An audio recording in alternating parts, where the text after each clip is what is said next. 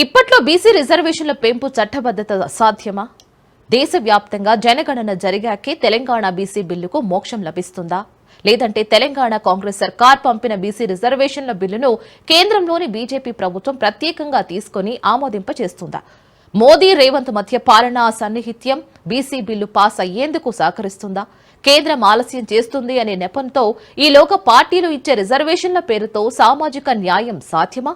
దళిత గిరిజన వర్గాల మాదిరి జనాభా దామాషా రిజర్వేషన్లు కావాలంటున్న బీసీల డిమాండ్ మేరకు మోదీ సర్కార్ రాజ్యాంగ సవరణలు చేస్తుందా?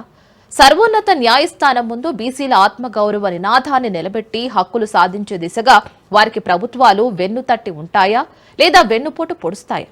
రాజకీయ ప్రయోజనం లేనిది ప్రభుత్వాలు ఏ పని ఊరకనే చేయవు అనేది జగమెరిగిన సత్యం.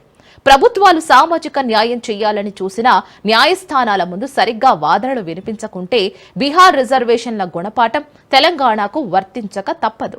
మరోవైపు తమిళనాడు రాష్ట్ర బిల్లుల ఆమోదం విషయంలో గవర్నర్లు, రాష్ట్రపతి నియమిత సమయంలోగా నిర్ణయం తీసుకోవాలని చెప్పిన సుప్రీం తీర్పు తెలంగాణ విషయంలో ఎలా అప్లై అవుతుందనేది కూడా కీలకం కానుంది.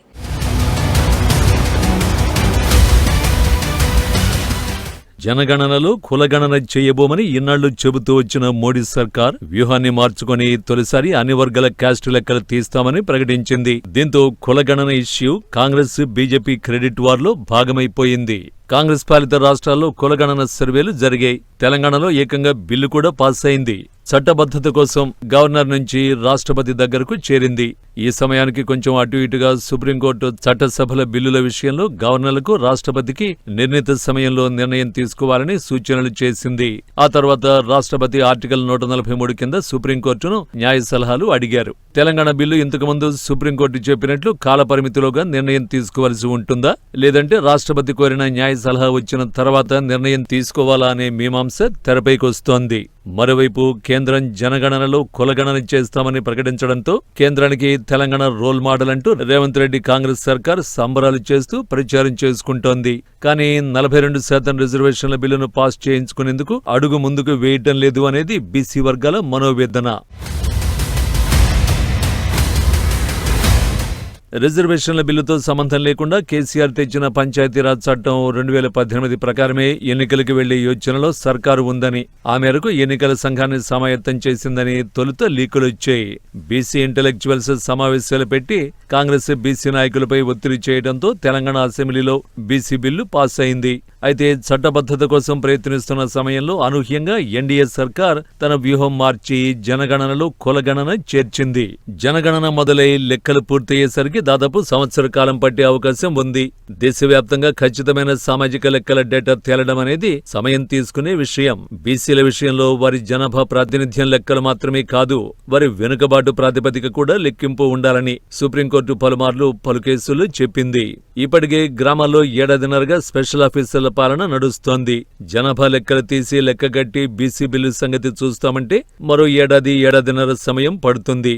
అంటే దాదాపు 3 సంవత్సరాలు స్థానిక ప్రభుత్వాలు లేకుండానే స్పెషల్ ఆఫీసర్ల పాలన అంటే ఇండైరెక్ట్ గా ఎమ్మెల్యేల ఇష్టారాజ్యం నడుస్తుందన్నమాట.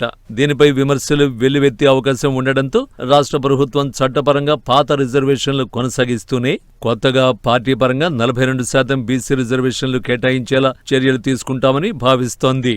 ఇది ప్రాక్టికల్ గా అసాధ్యం. జనరల్ సీట్లలో బీసీ అభ్యర్థికి బీఫామ్ ఇచ్చినా ఓసీ అభ్యర్థి రెబెల్ గా నిలబడరన్న గ్యారంటీ లేదు. పైగా మరో పార్టీ ఆ చోట ఓసీలకు టికెట్ ఇస్తే గెలుపోటములు ఎలా ఉంటాయో తెలియంది కాదు.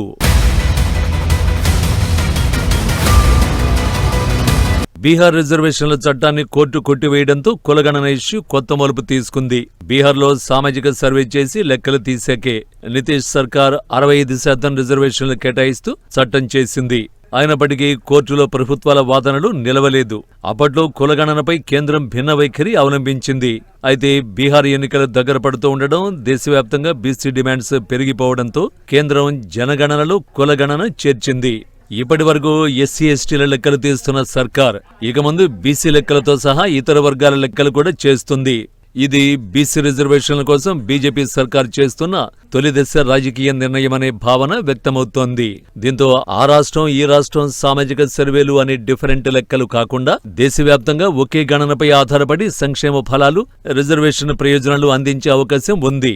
రాష్ట్ర ప్రభుత్వాల ఆధీనంలోని స్థానిక పాలన రిజర్వేషన్లైనా, అసెంబ్లీ, పార్లమెంటు వంటి చట్టసభల్లోనైనా బీసీ రిజర్వేషన్లు జనగణనపైనే ఆధారపడి నిర్ణయాలు ఉంటాయనే వాదన వినిపిస్తోంది.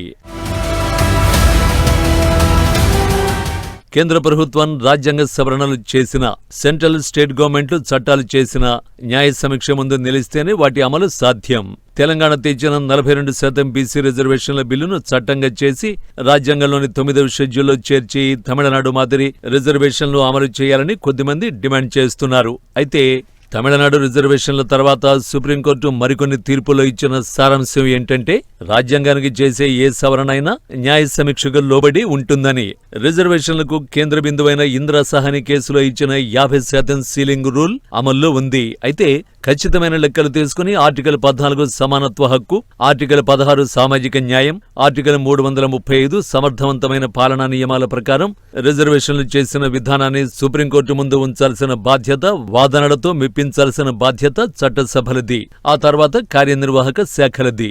మధ్యప్రదేశ్ ట్రిపుల్ టెస్ట్ కేసు అయినా, బీహార్ క్యాస్ట్ సర్వే అయినా జనాభా లెక్కలు మాత్రమే తీసుకోకుండా సామాజికంగా, ఆర్థికంగా, రాజకీయంగా వెనుకబాటును కూడా చూపించగలిగితేనే కోర్టుల ముందు ప్రభుత్వాల ఎంపిరికల్ డేటా నిలుస్తుంది. ఇప్పుడున్న రాజ్యాంగం, సుప్రీంకోర్టు తీర్పుల ప్రకారం ఎస్సీ, ఎస్టీలు కాకుండా ఇతర వెనుకబడిన కులాలకు జనాభా దామాషా రిజర్వేషన్లు వర్తించవు. కేవలం సరిపడా ప్రాతినిధ్యం ఉందా లేదా అనే లెక్కలపైనే రిజర్వేషన్లు ఎంత కేటాయించాలి అనేది ఫైనల్ గా ఉంటుంది. రాజ్యాంగంలోని షెడ్యూల్ కాస్ట్, షెడ్యూల్ ట్రైబ్స్ మాదిరి వెనుకబడిన కులాలు అని ఉండేలా మార్పులు చేయాల్సి ఉంటుంది. ఇక్కడ గమనించాల్సిన విషయం ఏంటంటే, రాజ్యాంగంలో ఇతర వెనుకబడిన కులాలు కాకుండా వెనుకబడిన తరగతులు అని ఉంది. అంటే తరగతులు అని కాకుండా కులాలు అని ఉంటేనే ఎస్సీ, ఎస్టీల మాదిరి జనాభా దామాషా రిజర్వేషన్లు పొందేందుకు ఛాన్స్ ఉంటుంది.